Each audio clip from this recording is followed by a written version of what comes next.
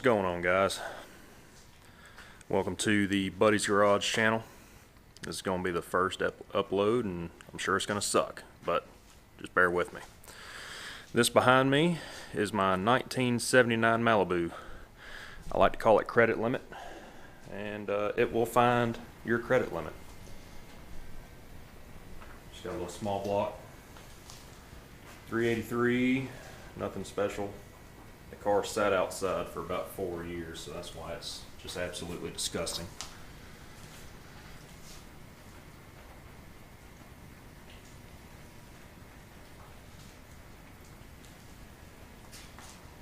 It's got some Hooker Super Comp headers on it.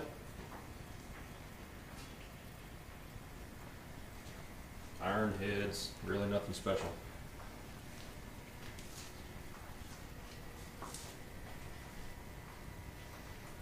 The inside of it is pretty much bare. Took all the interior out. I'm sure you'd rather look at me. Actually, you'd probably rather look at the car.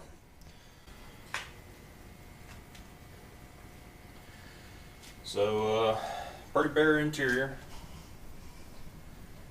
The lighting in here sucks. It's got a Kirky in it. Nothing too crazy.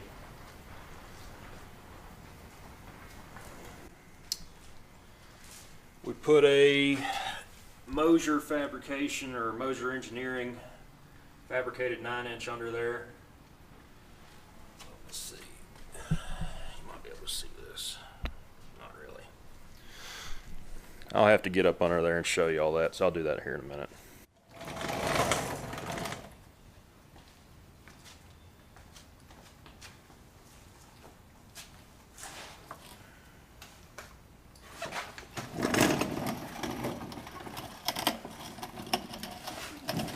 So let's show you what we got up under here. Let me get this tripod out of the way. It's kind of a bitch up under here.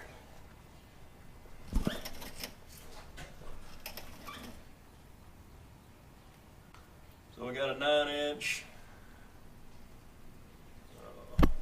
Trying to do this on a creeper and it's not working too well.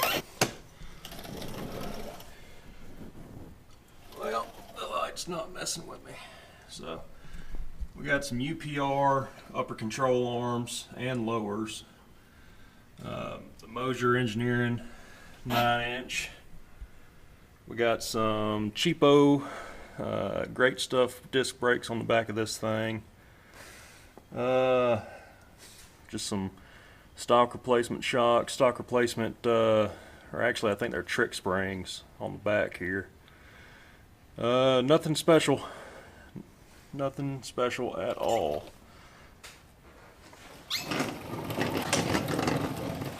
Alright, so what I'm going to be doing is, this is your lower control arm right here. And I currently have it in the top hole. We got 4 adjustment holes here that will adjust instant center and how the rear end reacts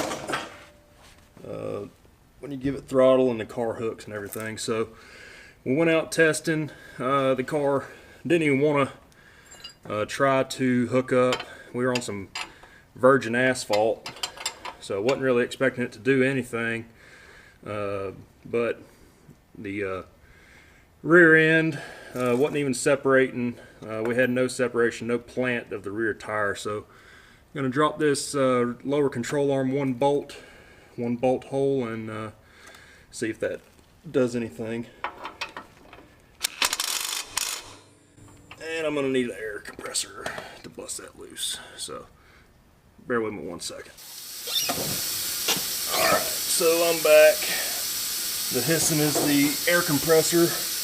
The pressure regulator is pissed off and needs to be replaced. So let's see if we can go and bust this thing loose here.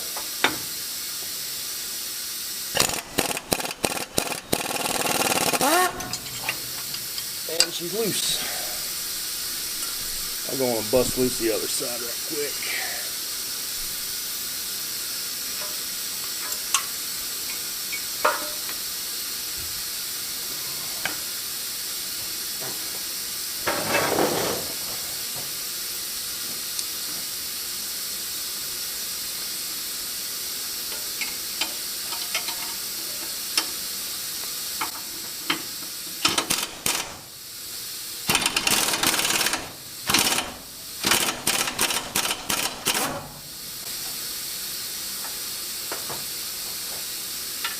Alright, so let me go close that air valve so it'll shut the air compressor up.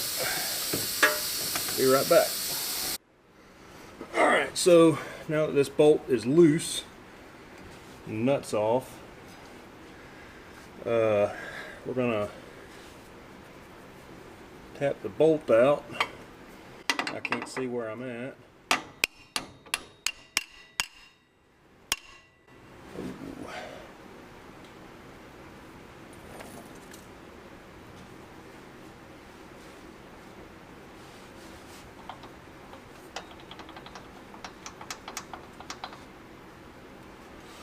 Alright, so got the bolt through here, but we actually got, the way those bars are set up, the passenger side is pushing towards the rear of the car, so it shifted the rear end forward on the driver's side, which is the side I'm working on currently. Okay, so let's see. Might need to grab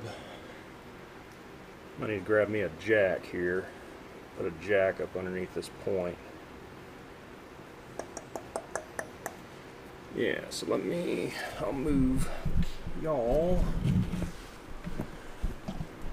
over here. Y'all still see? Oh, this camera doesn't have a back screen, so I'm having to use my phone to even see what y'all can see. Alright, so let me go get a jack. I'll be right back. Alright, so what I've done is put a jack up underneath the rear end here to where I can wiggle this bolt loose. And there's the bolt. So we had it at the upper hole, the highest point, that when this rear end's up at ride height, this lower bar is about parallel. We're going to lower the bar one hole to right here. What that's going to do is it's going to have the lower control arm, lower bars going uphill towards the front of the car, and that's going to give us a little more bite. A little more bite in the rear end here, so let's see. Might need to raise this jack. I'm gonna do it.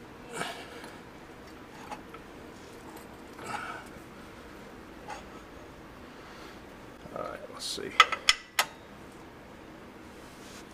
See if I can knock this thing in here a little bit.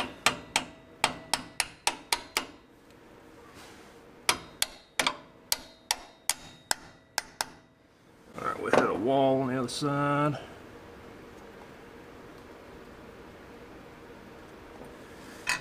It ain't going nowhere, so let me, I'm gonna have to get out and see what we got going on.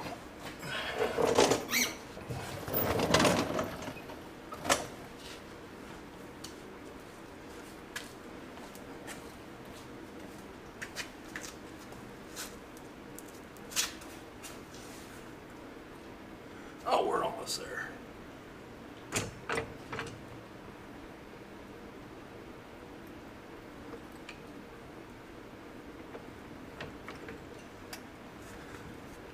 Let's see.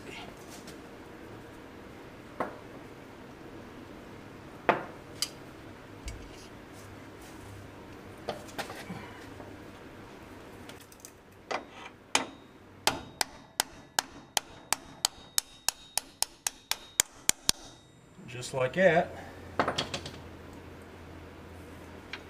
Go and put this nut back on.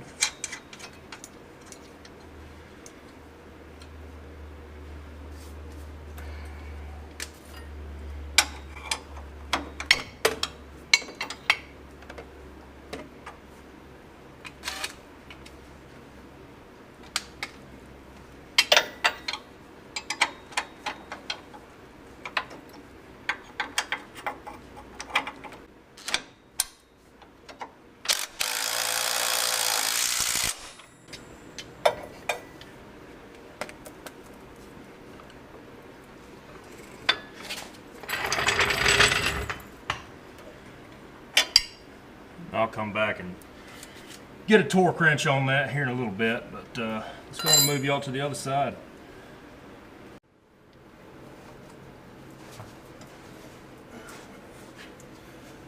Alright, so I already got the jack set up over here. The nut's already off. We're gonna see if we can get this this bolt out without the rear end falling on my head.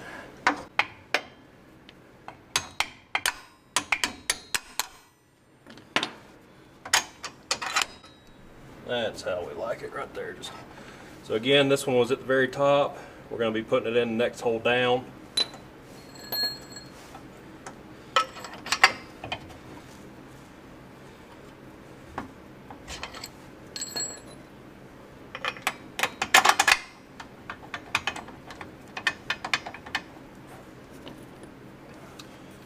Just give it a little love tap. Maybe a little more of a love tap than that.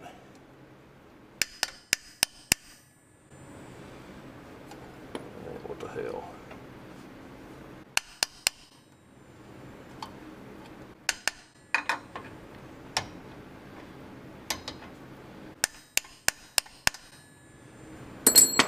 Alright, we're hitting something solid here. I think I'm hitting the other side of the rear end.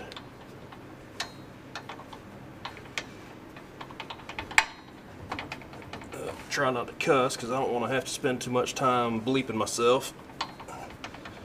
Otherwise, it'd get real fast. But I'm in a good mood today. Car hadn't made me mad yet. Might be working on it though. Let's see what we gotta do here. Working on the ground also is not the most fun. One day I'll have a lift. I'm gonna have to get out from under the car and see what we got to work with here. Tech tip for just move y'all right quick. Tech tip for you big guys out there: get off the creeper when you're under the car, but leave it close. That way you don't have to drag yourself out. You just get back on it and roll out from under it. Alright, y'all are tired of looking at me. Look at the rear end there. It looks a whole lot better, I'm sure. Alright.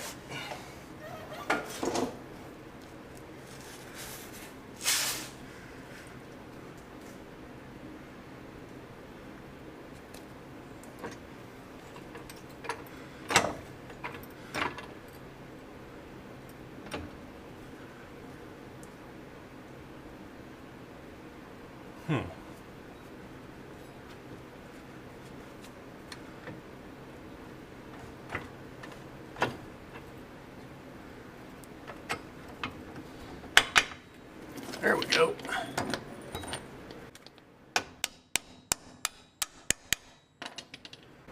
Alright, so what had happened is the rear end kind of, like I mentioned earlier, this bar, the passenger side bar, is a little bit longer than the driver's sides, which makes the passenger side of the rear end a little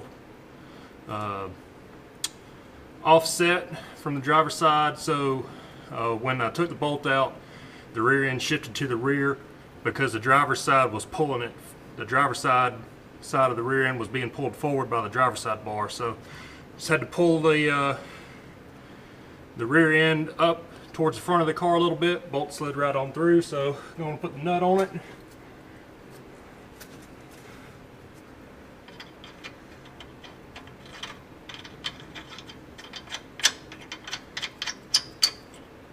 We'll give it a little buzz with the old trusted DeWalt.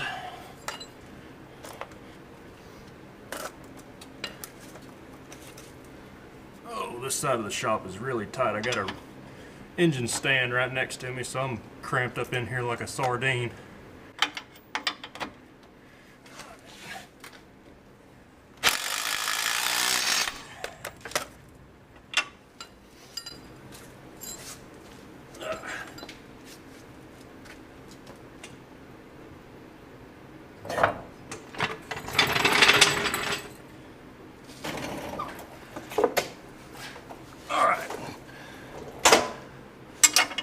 Give this thing one last little buzz.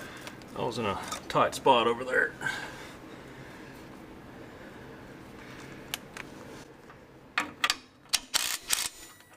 Alright, and I will come back with a torque wrench, just I'm going to bury all the misery of listening to that.